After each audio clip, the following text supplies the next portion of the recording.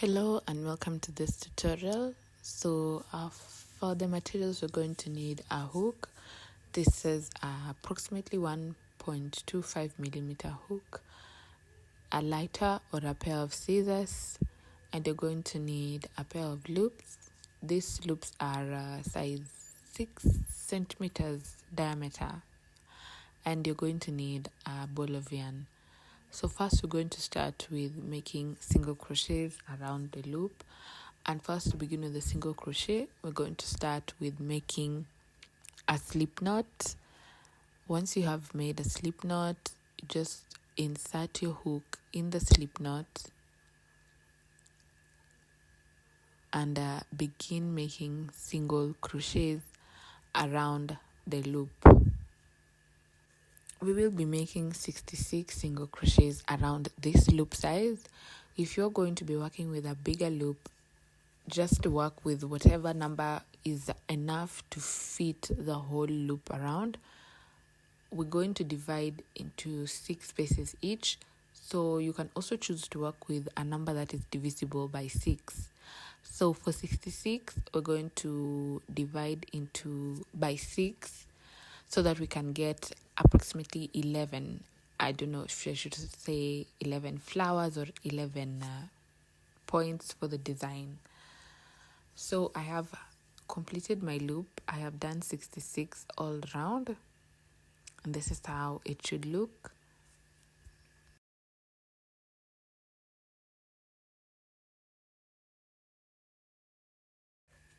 For the next row, we're going to chain 1 to turn our work, and we're going to be skipping 6 spaces, but we're going to be chaining 4 and skipping 6 spaces.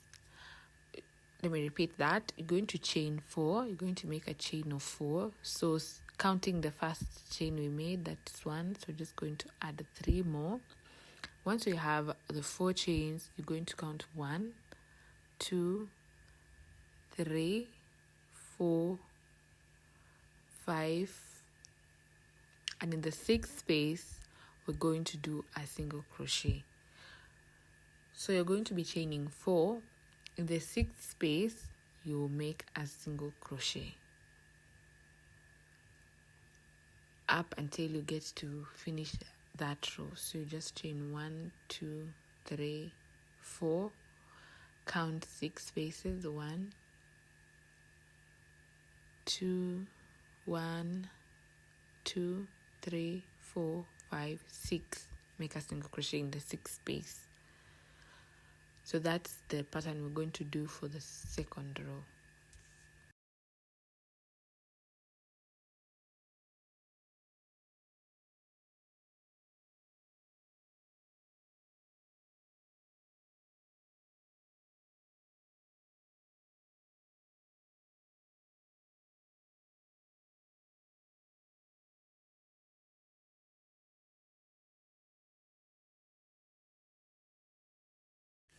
So this is what you'll have once you complete. You'll be having these chain spaces that will work the flower in. I'm just calling them flower.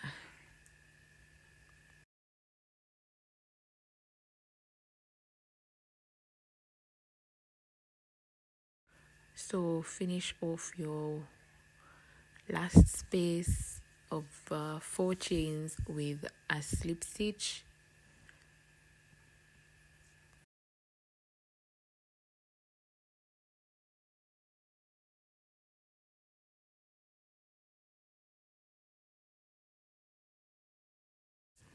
So as you can see, 66 divided by 6 gives you 11 spaces. So we're going to get 11 flowers, plus it's not too tight, it's not too loose, it's just the right amount of space. So there's an issue with this video, but for this part, for the next row, just chain 1 and turn your work, and I'm going to use another part to show you how to make the flower. So I'm going to use this part to explain. So once you had the chain 1 that you made, we're going to start with a single crochet into the chain 4 space, then followed by 2 half double crochet. That is 1 half double crochet and the second half double crochet, and then we're going to do 1 double crochet. Once you've done the double crochet, you're going to chain 1 at the top. We're just going to make a point. You're going to insert your hook into the 2 loops at the top, the 2 loops right at the top, and make a single crochet at the top. Then do another double crochet.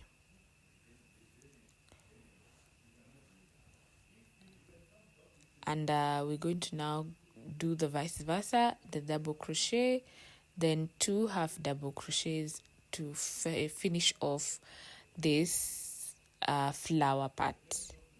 And finally, into the single crochet space, we're going to do a slip stitch. Going to be doing a slip stitch.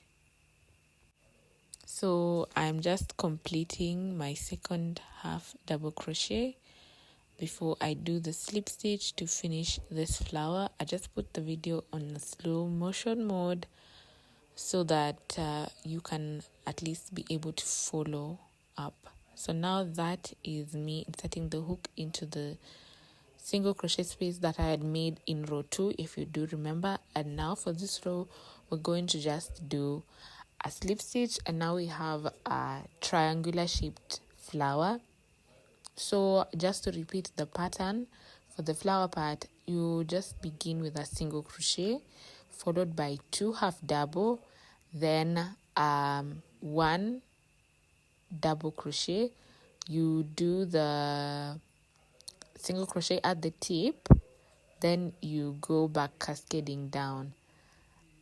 That's basically the pattern, and you can choose to increase from double to triple depending on how big you want the flowers to be, and depending on how big the loop you're working with is.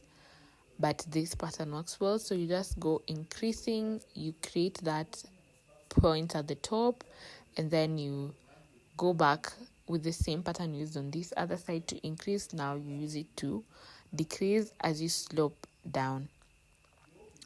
So I hope that part is a bit understood. So I'm just finalizing. I'm doing my last flower part, and I'm just going to finish up with a slip stitch for the flower part and fasten off my yarn. And that's basically all. It's just fastening off your yarn, yarning it through so that it doesn't unravel. And another thing I forgot to show was me applying some fabric hardener.